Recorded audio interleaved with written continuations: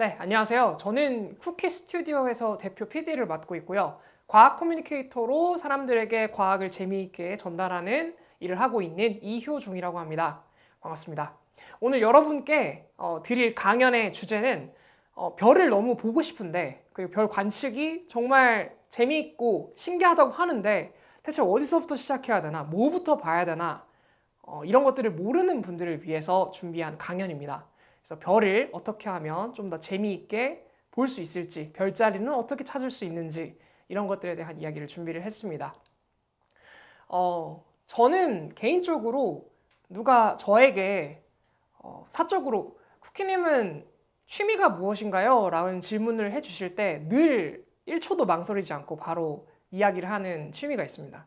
저는 별 보러 다니는 게 굉장히 즐겁고 별 보러 다니는 걸 취미로 하고 있는데요. 개인적으로는 너무 좋아해서 사진도 찍는 걸 좋아해서 장비도 좀 어느 정도 갖추고 있습니다. 그래서 저 스튜디오 옆에 보면은 카메라가 저렇게 좀 천천만금이랑 같이 좀 있고 막 그런데요. 별을 좋아하다 보면 자연스럽게 그 별을 사진으로 담고 싶은 욕망도 같이 생기게 마련인데 이번 강연을 듣고 여러분들께서도 관심이 가고 별을 보다 보면 자연스럽게 천체 사진도 또 담고 싶은 욕심이 들지도 모릅니다. 항상 여름 시즌이 되면 멋진 은하수 사진과 함께 와, 우리나라에서도 이런 사진을 찍을 수 있어? 라고 하는 그런 명소들도 있는데요.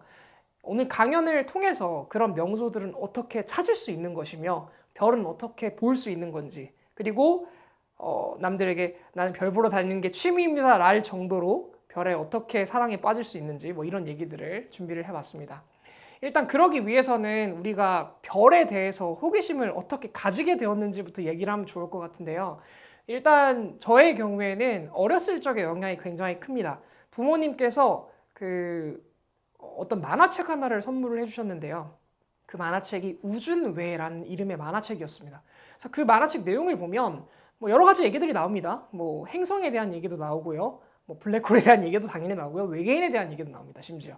그런데 가장 눈에 띄는 건 사실 행성의 종류와 그 행성의 생김새였는데요.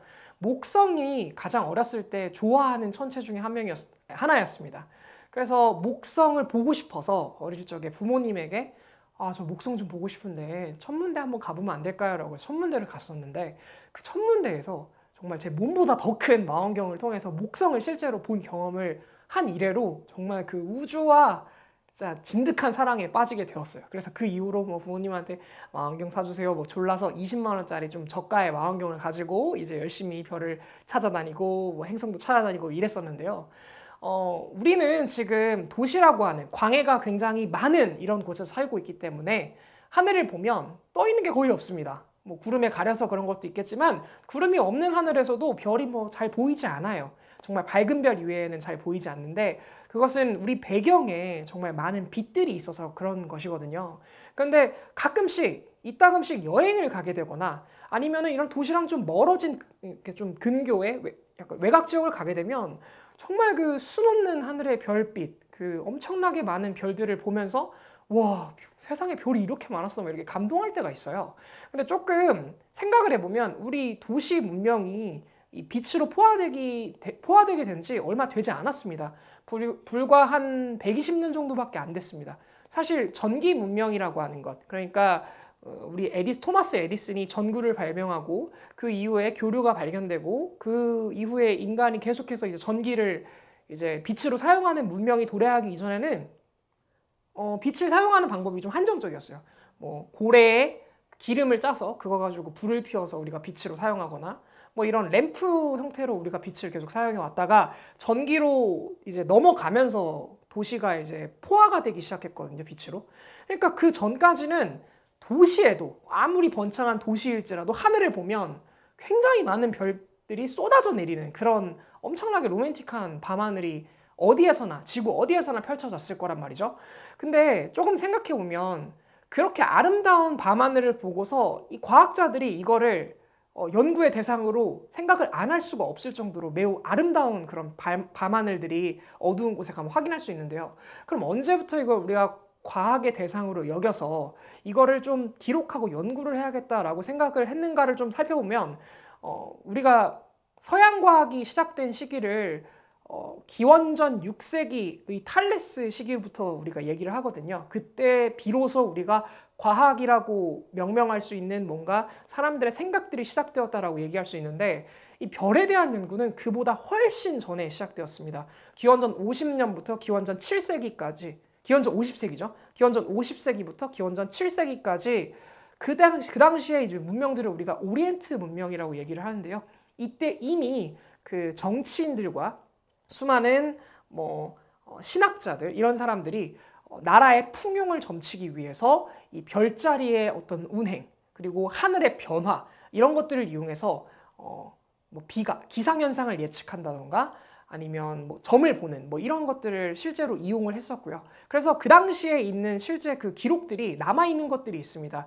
지금 보이시는 이 슬라이드에 나와 있는 건 기원전에, 벌써 기원전 오래전이죠. 164년에 헨리 해성을 기록했을 것으로 추정되는 바빌로니아 문명에 있는 어떤 비석인데요.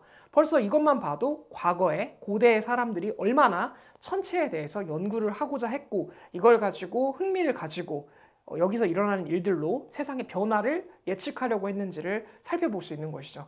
그러니까 사실 과학자들은 이미 그런 아름다운 밤하늘을 연구의 대상으로 삼고 그것을 면밀히 연구를 하고 있었고, 계속해서 그런 연구 전통이 발달해 오면서 이제 우리 우주를 이해하게 되고, 오늘날에 우리가 지구가 둥글다고 하는 것도 알게 되고, 여러 가지 지식들을 알 수가 있게 된 것입니다.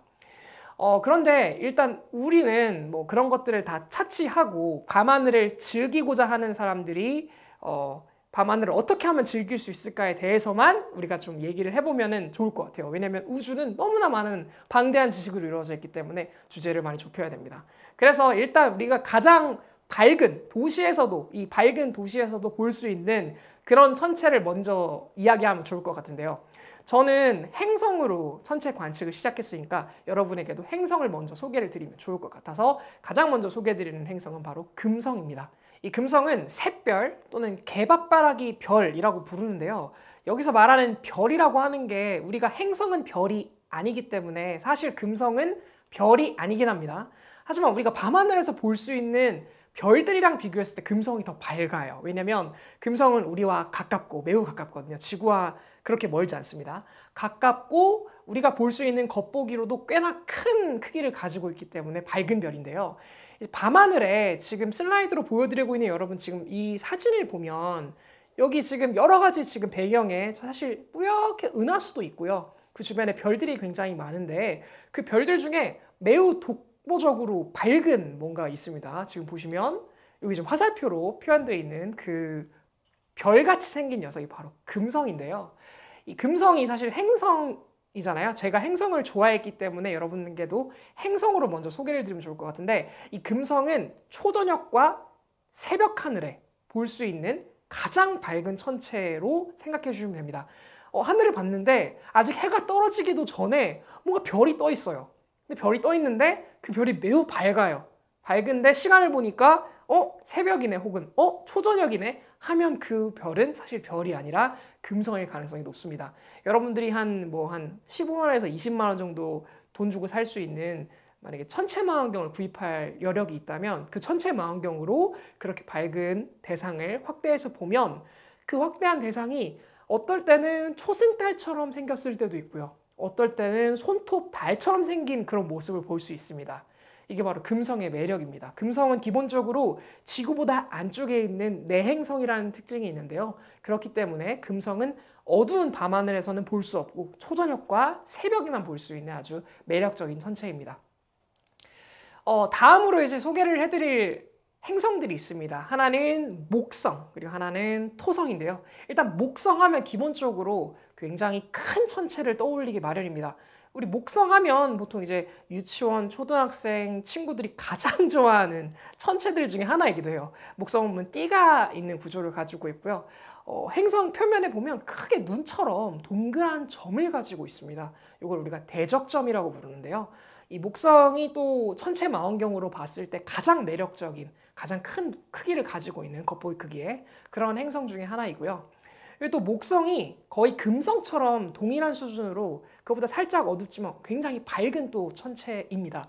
그래서 밤하늘에 금성만큼 굉장히 또렷하게 밝은데 근데 시간을 봤더니 뭐 한 10시, 저녁 10시 혹은 저녁 11시 혹은 뭐 새벽 한 2시 뭐 이런 시간이다. 그러면 그 천체는 목성일 확률이 굉장히 높습니다. 그래서 하늘을 봤는데 굉장히 오늘따라 밝은 별이 보여요. 근데 시간이 아주 자정에 가까운 시간입니다. 그러면은 자신 있게 저 별은 사실 별이 아니라 목성이구나 이렇게 생각해 주시면 되고요. 혹시 망원경을 운용하거나 가지고 계신 분들은 거기를 조준해서 확대를 해보면 굉장히 예쁜 이런 목성의 생김새를 볼 수가 있습니다. 또 이 목성은 굉장히 유명한 일화를 가지고 있는 천체이기도 한데요. 그 지구가 우주의 중심인 줄 알았던 15세기 이전의 사람들이 지구가 중심이 아닐지도 모른다. 태양이 중심일지도 모른다라고 주장을 하기 시작한 학자들이 그 이후에 등장하기 시작했는데 그것의 가장 결정적인 증거를 만들어준 게 바로 이 목성이라는 천체이기도 합니다. 그래서 목성을 실제로 망원경으로 보면 목성 주변에 매우 작은 점들이 목성을 따라다니는 것을 볼 수가 있는데요. 이것은 우리 지구 근처에 달이 위성으로 있는 것처럼 목성 근처에 존재하고 있는 위성입니다. 보통 우리가 일반적인 망원경으로 확인할 수 있는 위성은 4개 정도인데요. 순서대로 이오, 유로파, 가니메데, 칼리스토라고 하는 이름을 가지고 있습니다. 그래서 여러분들께서 갈릴레오 갈릴레이라고 하는 과학자를 들어보셨는지 모르겠습니다.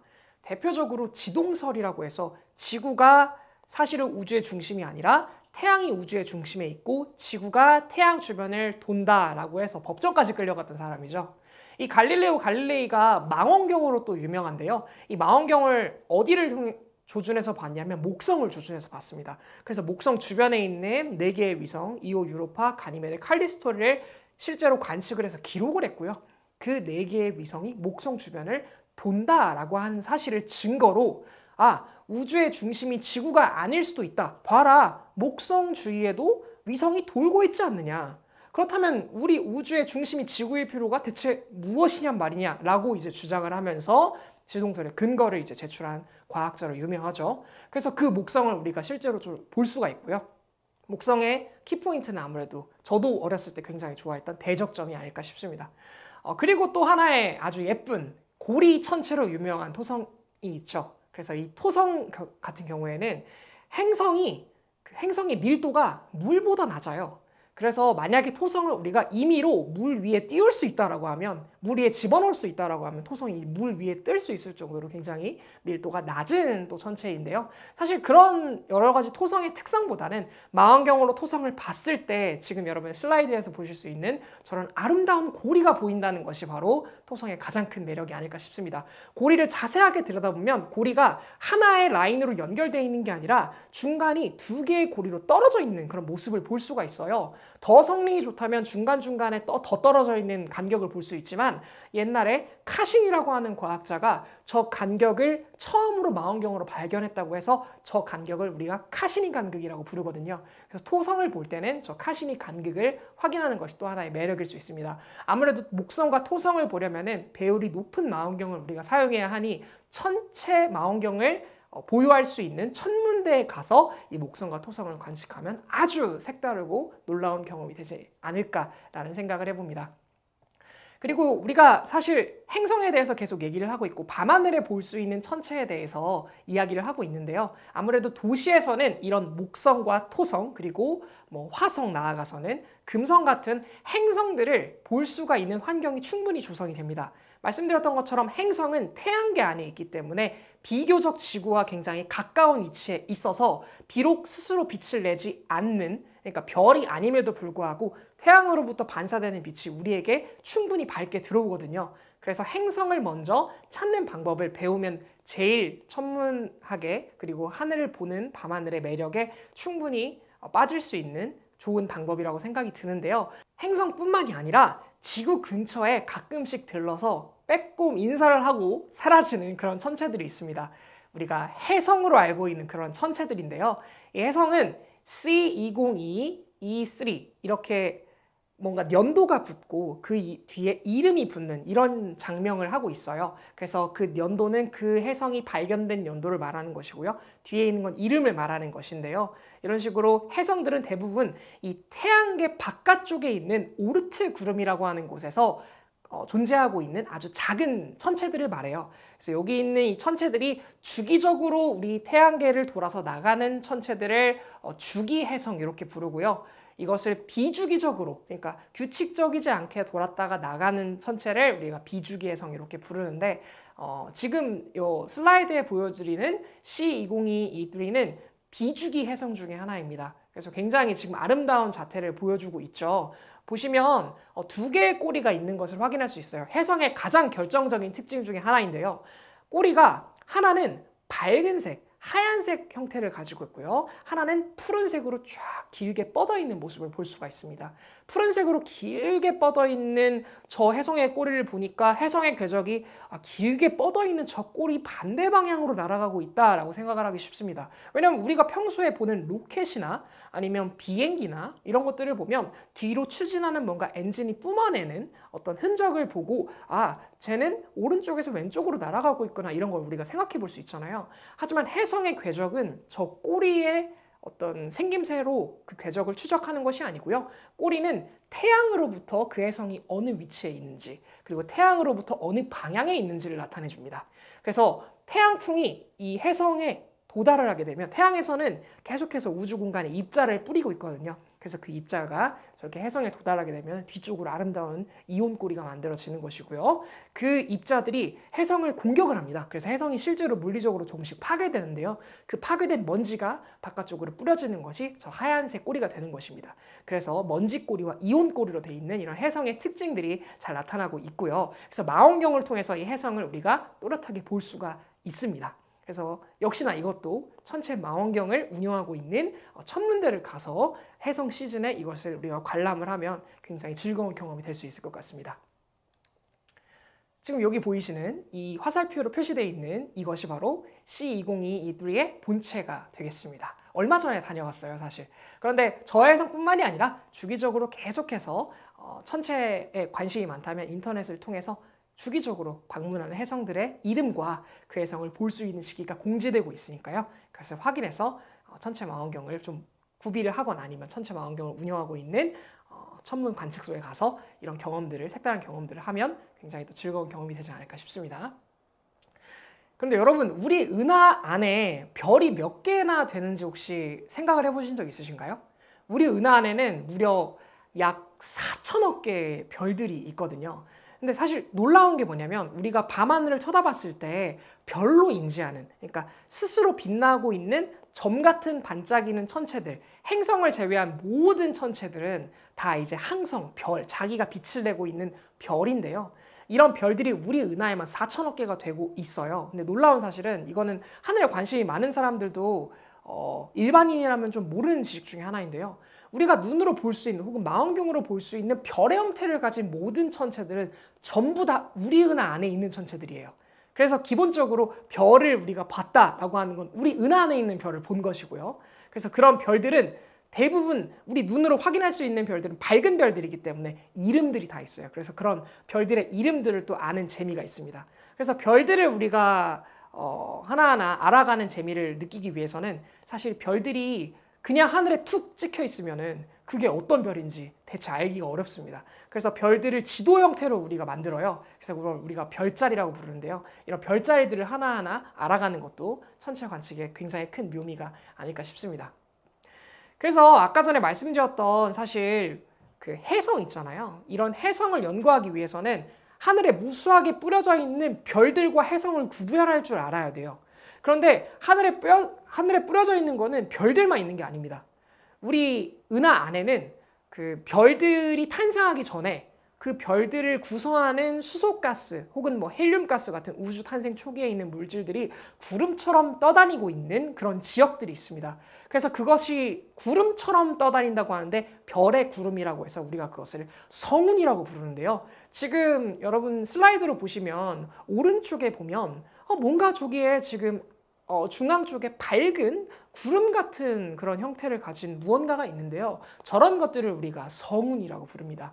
혹은 저런 식으로 별들이 굉장히 많이 오밀조밀하게 모여있는 별들의 집단이 또 우리 은하 안에는 존재하고 있는데요. 이런 집단을 우리가 성단이라고 부릅니다. 그래서 성단과 성운은 사진으로 찍으면 구분이 명확한데요. 왜냐면 사진은 기본적으로 오랫동안 노출을 해서 명확하게 어두운 대상을 캐치할 수 있기 때문에 성단과 성운을 정확하게 구분할 수 있지만 망원경으로 이것들을 본다면 저게 별들이 모여 있는 것인가? 아니면은 저게 별들의 구름이 이렇게 있는 것인가? 정확하게 구분이 안 갈 때가 있습니다. 그리고 이것들이 독특한 점이 무엇이냐면요. 사실 해성이 이런 성단과 성운과 굉장히 구분하기 어려울 정도로 비슷한 형태를 가지고 있다라고 하는 게 치명적인데요. 그래서 과거에 이제 17세기에 이런 뭐 해성에 대해서 연구하는 이 천문학자들이 그 당시 해성 연구가 좀 유행이었었는데요. 이 성단과 성운 이런 것들과 내가 원하고 내가 연구하고 싶은 해성을 구별하기 위해서 좀 뭔가 목록이 있었으면 좋겠다. 성단과 성운을 우리가 목록으로 만들어 놓으면 우리가 그 이미 알고 있는 성단과 성운이 아닌 것들인데 뭔가 그들과 비슷하게 보이는 거 우리가 해성이다라고 우리가 추정할 수 있잖아요. 그래서 그런 것들을 목록으로 정리한 과학자가 나타납니다. 그것이 바로 샤를 메시에라고 하는 과학자이고요. 이 사람의 이름을 따서 그렇게 성단과 성운을 모아놓은 그런 목록을 우리가 메시에 목록이라고 부릅니다. 그래서 사실 메시에는 해성을 연구하고 싶어서 메시의 목록을 작성했고 그것을 가지고 천문학자들은 메시의 목록은 우리가 이미 알고 있는 성단과 성운이라고 정의한 그런 녀석들이니 그 녀석들이 아닌 녀석을 우리가 하늘에서 발견한다면 이것은 새로운 천체이구나 라고 해서 우리가 해성의 이름을 부여할 수 있는 것이잖아요. 그래서 그런 용도로 만들었지만 우리는 이제 밤하늘을 재미있게 누리고 그 관측을 통해서 밤하늘에 뭐가 있는지를 알아가고 싶은 사람들이다 보니까 메시의 의도랑은 좀 다르게 이 메시의 목록을 우리가 하늘에서 도감처럼 마치 포켓몬으로 비유하자면 포켓몬 번호를 지정해 놓은 것처럼 그런 걸 하나하나 이렇게 찾아가는 재미를 또 이제 누릴 수가 있습니다. 그래서 이 메시의 목록을 도감처럼 가지고 다니면서 어디에 메시의 목록이 좀 있는지 보고 거기를 이제 천체 망원경이나 아니면 쌍안경이나 혹은 맨눈으로 이제 확인하면서 저게 뭔가 있는 게 보이네라고 하는 것들을 찾아가는 게 또 밤하늘을 덕질하는 하나의 매력 중에 하나입니다. 지금 여러분 슬라이드를 보시면 지금은 우리가 그 아주 고성능의 천체 망원경과 또 카메라를 가지고 있기 때문에 저런 성운의 정말 화려한 색깔과 그리고 그 성운의 구성 물질들을 다 알 수가 있습니다. 그래서 오른쪽에 있는 사진이요. 허블 망원경으로 메시의 목록 중에 하나인 M42, 그러니까 오리온 대성운이라고 해서 오리온 자리에 있는 성운을 찍은 것인데요. 굉장히 뭔가 아름답습니다. 뭔가 이렇게 하늘에 꽉 솟아있는 뿔이 달려있는 뭔가 거대한 공룡처럼 보이기도 하고요. 굉장히 아름다운데요. 저것을 당시에 샤를 메시에가 직접 손으로 그린 그런 그림이 왼쪽이 이제 샤를 메시에가 실은 논문에 담겨 있는 그림입니다. 그래서 두 개의 그림을 그림과 사진을 잘 비교해서 보면 굉장히 흡사하게 생겼죠. 그렇다는 것을 우리가 망원경으로도 저런 식으로 저 M42라고 하는 저 오리온 대성운을 저 정도 수준으로 볼 수 있다라고 하는 것인데요. 사실 망원경으로 저 성운을 눈으로 직접 보면 정말 감회가 새롭습니다. 와, 내가 교과서에서 맨날 그냥 사진으로 보던 거를 실제로 저기에 존재하구나라는 거를 눈앞에서 보면은 그 흥분감을 말로 표현할 수 없을 정도로 굉장히 재밌습니다. 그래서 꼭 한번 이 M42는 여러분이 찾아보셨으면 좋겠습니다. 어떻게 찾는지는 이 강연 내용의 뒷부분에서 알려드릴게요. 자, 먼저 그래서 여러분이 이제 별을 내가 찾아봐야겠다. 그리고 이제 별을 가지고 덕질을 좀 해봐야겠다. 본격적으로 내가 별을 관측을 해봐야겠다. 라고 하면 기본적으로 알아야 할 것이 있습니다. 그것이 바로 별자리인데요. 지금 여러분께 좀 준비를 한 이 슬라이드 자료를 보시면 봄철 북반구에서 확인할 수 있는 별자리를 확인할 수가 있습니다. 이 봄철에는 아무래도 하늘이 굉장히 맑습니다. 우리가 그 중국으로부터 황사가 넘어오잖아요. 그 황사가 넘어오기 이전에 한 초겨울에서 봄으로 넘어가는 시점에서의 밤하늘은 이 별 관측에 굉장히 또 유리한 하늘입니다. 기본적으로 날씨가 그 3일은 춥고 4일은 따뜻한 사만사원이 넘어가면서 형성된 날씨다 보니까 고기압이 많아요. 그래서 하늘에 구름이 별로 없습니다. 구름도 별로 없고 청명한 하늘이 많아서 봄에는 별 보기가 굉장히 좋은데요. 이런 별 보기 좋은 하늘을 딱 이제 봄하늘을 보면 대표적으로 볼 수 있는 별자리가 3개가 있습니다. 하나는 사자자리라고 불리는 것이에요. 사자가 쫙 이렇게 하늘에 이제 뻗어나가고 있고요. 하나는 목동자리로 불리는 것입니다. 그래서 목동이 이렇게 하늘에다가 이렇게 손 사인을 주면서 하늘에 쫙 펼쳐져 있는 모습을 볼 수 있고요. 또 하나는 처녀자리예요. 그래서 요 세 개의 별자리를 우리가 찾아볼 수 있는데요. 별자리를 어떻게 찾는가 보다 그 별자리 세 개가 가장 밝게 가지고 있는 별을 찾는 것이 별자리를 찾는 핵심입니다. 그래서 봄철 동쪽을 기준, 나침반을 우리가 확인하면 되겠죠. 봄철에 한 그러니까 초저녁이 좀 지난 한 7시에서 한 8시 정도 컨디션에 나침반을 보고 일단 동쪽 하늘을 찾습니다. 동쪽 하늘을 찾아서 밤하늘에 이렇게 좀 시선을 위로 올려다 보면 가장 밝은 세 개의 별을 찾을 수가 있어요. 그래서 가장 밝은 세 개의 별 중에 가장 오른쪽에 있는 것이 사자자리의 꼬리에 있는 데네볼라라고 하는 별이고요. 그보다 아래쪽에 있는 좀 밝게 빛나고 있는 별이 바로 처녀자리의 스피카라고 하는 별입니다. 그리고 그 위에 위치하고 있는 좀 더 명확하게 또렷하게 보이는 약간 주황빛의 밝은 별이 악튜러스라고 하는 별이에요. 그래서 이 세 개의 별을 찾으면 봄철 별자리 거의 다 찾아봤다고 생각하면 됩니다. 그래서 우리는 막 구체적으로 여러 개 찾을 필요 없어요. 그냥 동쪽 하늘의 삼각형만 봐도 봄철 하늘에서 볼 수 있는 대표적인 별자리의 세 개의 별을 다 봤네라고 우리가 이해해 볼 수 있습니다.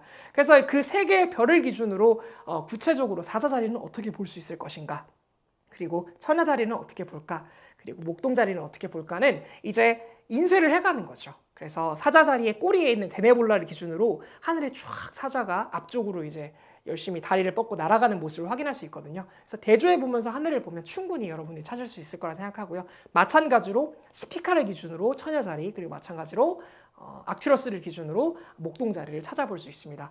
그리고 망원경이 있다면 역시나 딥스카이를 또 찾아보는 것도 매력일 텐데요. 지금 사진에 보여드리는 것은 허큘리스 대성단이라고 해서 우리가 삼각형을 찾고 조금만 시간이 지나면 삼각형이 이렇게 지구가 자전하기 때문에 하늘로 좀 더 높이 올라올 텐데요. 그럴 때 높이 올라오는 위쪽에 보면 위쪽 하늘에 헤라클레스 자리라고 이렇게 크게 또 별자리가 하나 올라옵니다. 여러분의 슬라이드에는 여기에 표시되어 있는 곳인데요. 저 붉은색 화살표에 표시되어 있는 저 헤라클레스 별자리, 거기에서 두 별 사이를 우리가 망원경으로 당겨서 보면 저런 식으로 별들이 동그랗게 모여서 굉장히 밝게 마치 보석 상자처럼 아기자기하게 모여있는 모습을 확인할 수 있습니다. 이것이 바로 M13이라고 불리는 맥시의 목록 13번에 위치한 헤라클레스 대성단입니다. 그래서 이거를 우리가 쳐다보는 것도 굉장히 큰 매력이 있지 않을까라는 생각이 듭니다. 이제 봄철이 지나고 지금 이 촬영을 하고 있는 오늘 기준으로는 사실 아직 여전히 여름이거든요. 늦여름이지만 여전히 여름입니다. 이런 여름철 밤하늘의 경우에는 오늘의 기준으로 한 7시에서 8시 정도 되면 하늘 중천에서 살짝 오른쪽으로, 그러니까 남쪽 하늘에서 조금 더 서쪽으로 아마 이런 별자리들이 보일 텐데요. 대표적으로 봄철에는 거대한 하늘로 뻗어나가는 형태의 꼬리를 가지고 있는 전갈의 모습을 볼 수가 있습니다. 이걸 우리가 전갈자리라고 부르는데요. 그 전갈 옆에는 이제 전갈을 사냥하기 위해서 활시위를 당기고 있는 궁수 자리를 볼 수 있어요. 근데 이 전갈과 궁수를 우리가 어떻게 찾아야 되느냐? 그것은 전갈과 궁수가 남쪽 하늘에 위치를 하고 있을 텐데요. 역시나 나침반을 통해서 우리가 기준을 잡아야 됩니다. 나침반을 통해서 여름철 한 7, 8월쯤에 밤 9시를 기준으로 나침반을 들고 남쪽 하늘을 보면 전갈과 궁수를 정확하게 오른쪽과 왼쪽에 이렇게 솟아 있는 모습을 확인할 수가 있고요. 그 하늘을 우리가 다 못 찾겠다라고 하면 더 쉽게 찾을 수 있는 방법이 있습니다. 동쪽 하늘에 또 좀 하늘을 위쪽으로 이렇게 유심히 잘 봐주시면 정말 밝은 세 개의 별이 또 똑같이 보입니다. 봄철에는 세 개의 별이 데네볼라, 스피카, 그리고 악튜러스였는데요. 여름철에는 약간 그것보다는 봄철의 삼각형은 거의 정상에 비슷하게 이 여름철 삼각형은 약간은 좀 두 개의 별이 좀 더 붙어 있고 하나의 별이 조금 더 삐져나와 있는, 약간 굳이 따진다면 이등변 삼각형 같이 그렇게 뾰족 튀어나와 있는 삼각형으로 확인할 수가 있는데요. 하나는 그 위쪽에, 그러니까 동쪽 하늘의 위쪽에 위치하고 있는 밝은 별은 베가라고 하는 별입니다. 베가라는 말 우리 많이 들어봤죠? 예전에 핸드폰의 브랜드이기도 했었고요. 그래서 베가라는 별이 위치하고 있고요. 그 아래쪽으로 내려오면 시선을, 그 아래쪽에는 아주 아름다운 별자리인데요. 여름 하늘에 그 백조 자리에 데네브가 위치해 있습니다. 그래서 베가와 데네브가 위치해 있고 그리고 베가와 데네브에서 오른쪽으로 시선을 넘기면 또 밝은 별이 하나 있습니다. 이렇게 삼각형을 이루고 있죠. 이게 이제 알타이르라고 하는 별인데요. 이 알타이르와 베가는 사실 우리나라에서는 이름이 있습니다. 견우성과 직녀성이에요, 각각.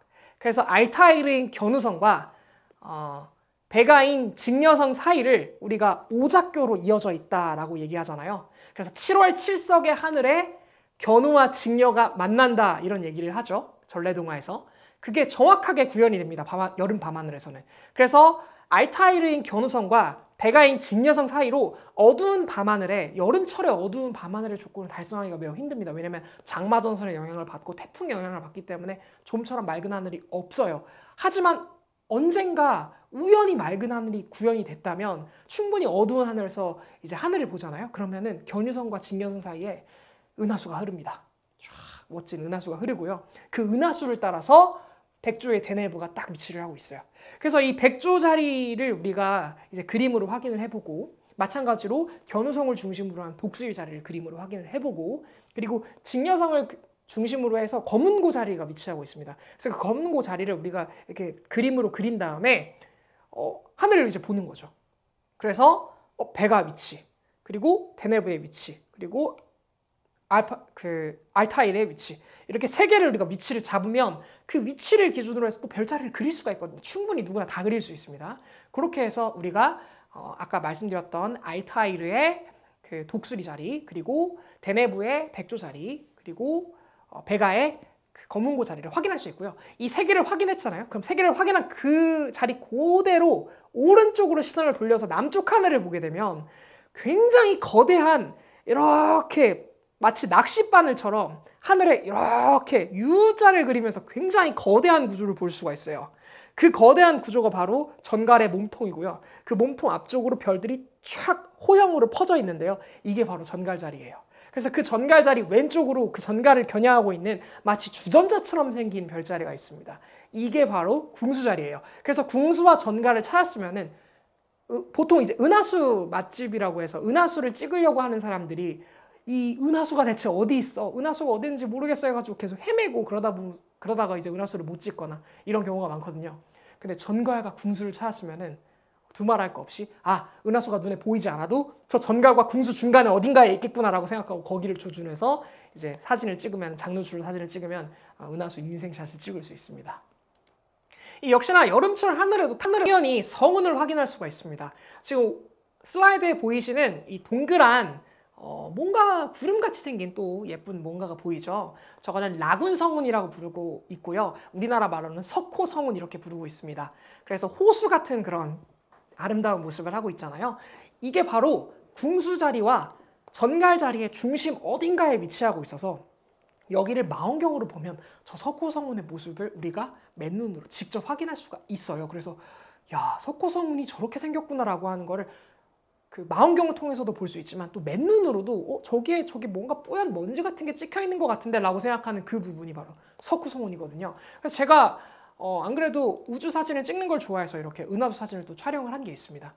여기에 석호 성운이 바로 위치를 하고 있는데요. 이게 지금 우리 은하 중심을 정확하게 겨냥해서 우리 은하 중심을 장노출로 찍은 사진입니다. 그래서 저 가운데 중심에 어딘가를 보면 붉은색으로 이렇게 점 찍혀 있는 것처럼 보이는 곳이 있어요. 그래서 이 석호 성운은 사실 우리 은하 중심부에 위치하고 있는 바로 이곳에 있습니다. 그래서 화살표가 가리키는 저곳에 석호 성운이 있는 것을 여러분께서 은하수 맛집을 방문해서 장노출로 찍으면 반드시 석호 성운과 같이 인생샷을 남기실 수 있을 것입니다. 자, 그렇게 해서 여름이 끝나고 이제 이 영상이 촬영되는 시점을 기준으로 이 영상이 이제 가을에 업로딩이 돼서 여러분들이 이제 한참 별을 즐기기에 딱 좋은 시기가 되었다라고 이야기할 수 있을 것 같은데요. 이 가을에는 사실 별을 가장 컨디션 좋게 볼 수 있는 계절이기도 합니다.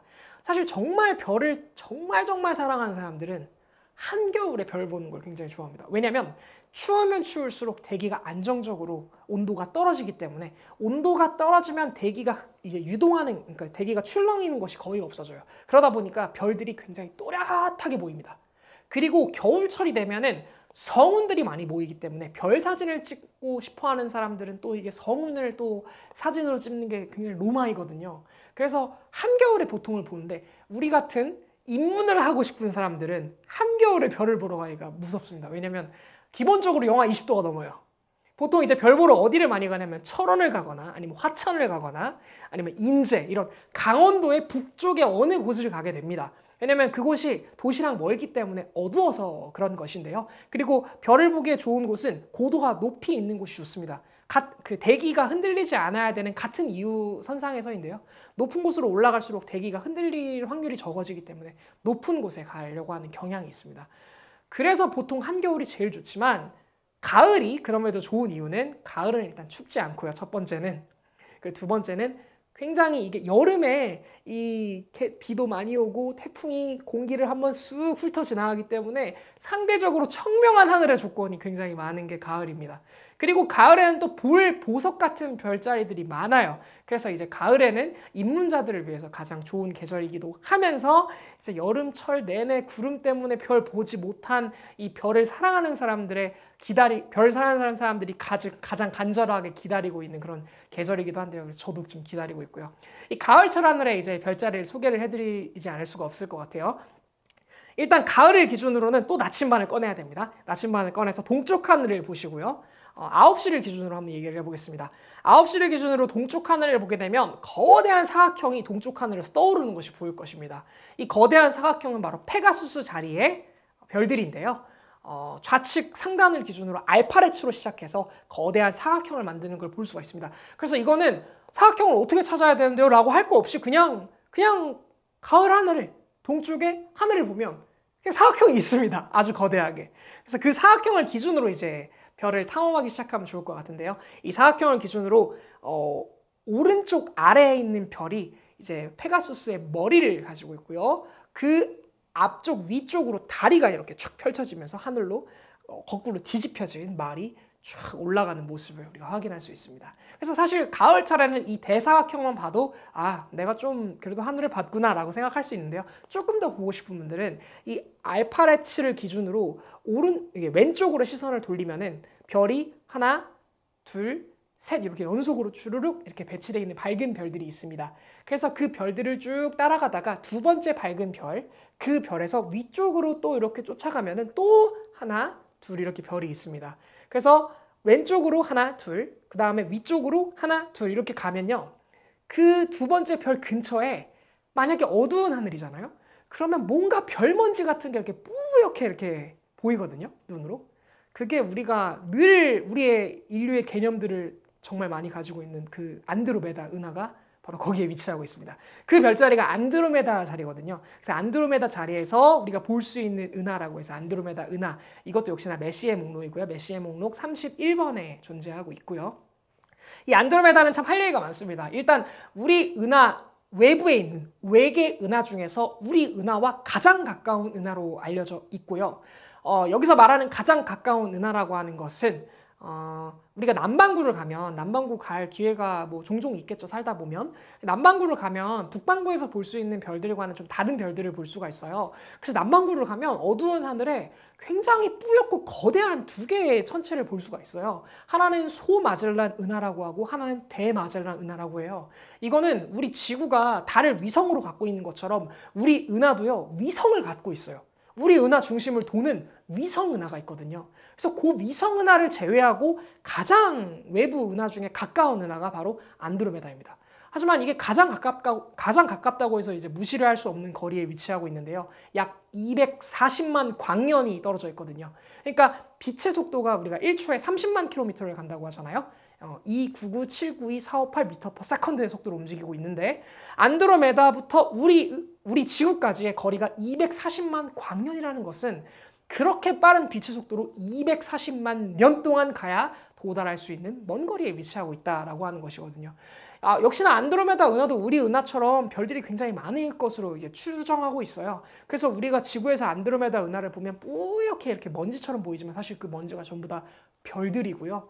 그래서 우리가 하늘에서 볼 수 있는 그런 별의 형태를 가지고 있는 천체들이 왜 다 우리 은하에 있다라고 하는 거냐면 기본적으로 제일 가까운 은하가 안드로메다 은하임에도 불구하고 거기 있는 별이 별로 보이지가 않아요. 그렇다는 얘기는 무슨 말이냐면 우리가 볼 수 있는 별들 중에서 가장 가까운 외계 은하에 있는 안드로메다의 별조차도 우리가 별로 안 보이는데 그보다 더 멀리 있는 은하의 별은 당연히 별로 안 보일 거잖아요. 그래서 우리 은하 안에 있는 별들이 우리 은하 안에 있는 별들이 우리가 볼 수 있는 별들이다라고 이야기를 하고 있는 것입니다. 그래서 대표적으로 이 안드로메다까지 알아봤고요. 그래서 가을철은 이렇게 대사각형을 찾는 그 목적을 가지고 이제 보시면 매우 재밌게 가을철 하늘을 즐길 수가 있을 것입니다. 네, 그리고 마지막으로 이제 진정하게 별을 사랑하는 수준을 넘어서 덕후의 영역으로 들어갔을 때 가장 사랑하는 밤하늘인 겨울철의 별자리를 얘기해보면 어떨까 싶습니다. 이제 겨울철 별자리를 찾아갈 정도가 되면 사실 별자리를 더 이상 얘기할 의미가 없습니다. 왜냐면 이미 겨울철 별을 그렇게 가서 볼 정도면 저보다 더 별자리에 대해서 이미 많이 공부를 하고 간 사람들이 대부분이니까요. 하지만 우리는 거기까지 갈 여력도 안 되고 동기도 없고 그냥 난 도시에서 별 보고 싶다라고 했을 때 가장 아름다운 별자리가 존재하고 있는 하늘이 또 겨울철 별자리이기도 합니다.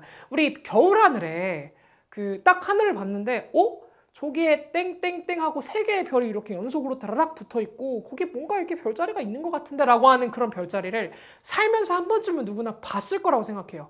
그러니까 밤하늘을 딱 봤는데 겨울이고 별이 디딕 이렇게 있으면은 그거는 오리온 자리라고 하는 별자리의 허리 부분에 위치하고 있는 오리온 벨트를 말하거든요. 그래서 이걸 아름다운 오리온 자리를 또 품고 있는 겨울철 별자리입니다. 그래서 이 오리온 자리 근처에 보면 그 띵띵띵 하고 있는 이 3개에 꽂혀 있는 그 삼태성 3개의 밝은 별, 그 양쪽으로 대칭을 이루고 있는 하나는 푸른색 별이 있고요. 하나는 붉은색 별이 있어요. 이거는 확실하게 도시에서도 그 색깔 차이를 구별할 수 있습니다.